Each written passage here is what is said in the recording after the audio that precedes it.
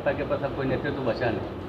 अंततः गतवा उनको चिराग पासवान के ही पास जाना पड़ा। चिराग पासवान जब प्रचार कर रहे थे तब बहुत ज़्यादा खुशी मना रहे थे कि चिराग पासवान आ गए। ये साबित करता है ना कि बिहार बीजेपी में कोई दम नहीं है। चिराग मॉडल काम करेगा क्या? मानते कि नहीं? हम लोग कोई चुनौती नहीं मानते। जहाँ महागठबंधन की सरकार है, आपने देखा होगा 2015 में क्या हुआ, और फिर 2024 और 2025 में हम लोग वैसे ही स्वीप हम लोग करने वाले। बिहार विधानसभा की 2 सीटों पे उपचुनाव हुए थे। आपको बता दूं कि कल मतदान हुए हैं, 6 तारीख को परिणाम आना है।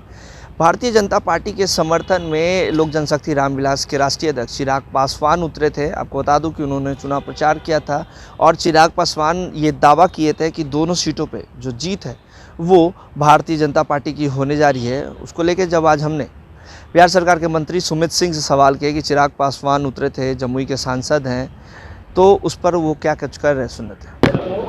सुमित जी, आप 27 जीत के आते हैं, जमुई से आपका रिश्ता है।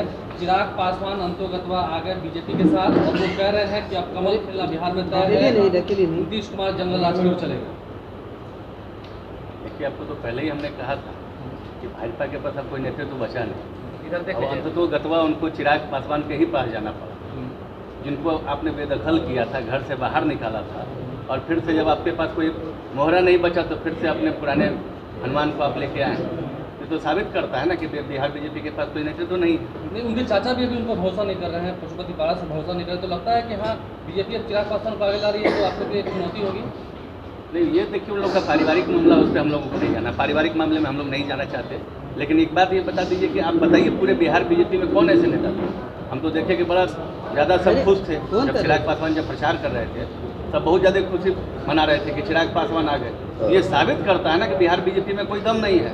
चिराग पासवान ही उनकी नैया पार कर सकते हैं। चिराग मॉडल काम करेगा क्या? मानते कि नहीं? हम लोग कोई चुनौती नहीं मानते। जहाँ महागठबंधन की सरकार है, आपने देखा होगा 2015 में क्या हुआ, और फिर 2024 और 2025 में हम लोग वैसे ही स्वीप हम लोग करने वाले। वो तो कहते कि जमुई जाकर देखिए कितना काम हमने किया है, और जब काम हुआ देखिए, ये तो देखने की चीज़ है। कोई बोलता है तो कहे ना कि बोलने से पहले बोलने वाले को मुँह नहीं पकड़ा जा सकता। तो सुना आपने, सुमित सिंह का कहना था कि भारतीय जनता पार्टी के पास कोई नेता नहीं मिला था तो वो चिराग पासवान को ले आए, लेकिन उससे कुछ होगा नहीं।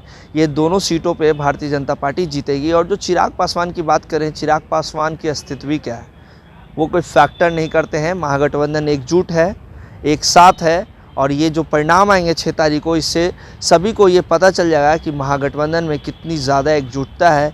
और जब हम जीत के आएंगे तो 2024 का जो लोकसभा चुनाव होने वाला है उसमें भी इसका असर देखने को मिलेगा।